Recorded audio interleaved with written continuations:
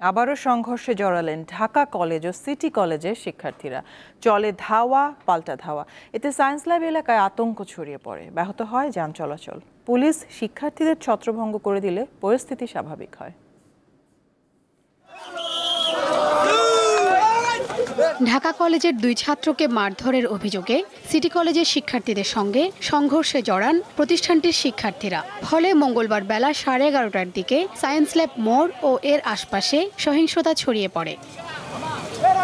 বেশ কিছুক্ষণ ধরে চলে ধাওয়া পাল্টা ধাওয়া, নিক্ষেপ করা হয় ইট পাটকেল।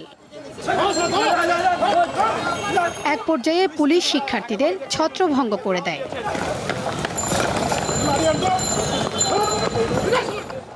পরে সিটি কলেজের শিক্ষার্থীরা সায়েন্স ল্যাব ফুট ওভার ব্রিজের নিচে এবং ঢাকা কলেজের ছাত্ররা টিচার্স ট্রেনিং কলেজের গলিতে অবস্থান নেন।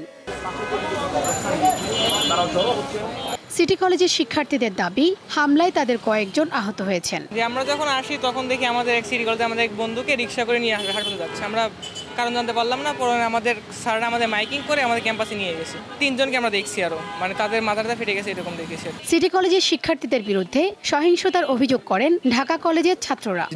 জুনিয়র কিছু মানে না, তাদেরকে কোনো একটা ঘটনা ঘটলেই তারা ডিরেক্টলি মারি শুরু করে। তো তারা যদি আমাদের মারতে আসে, আমাদের প্রতিবাদ একটা করার দরকার আছে।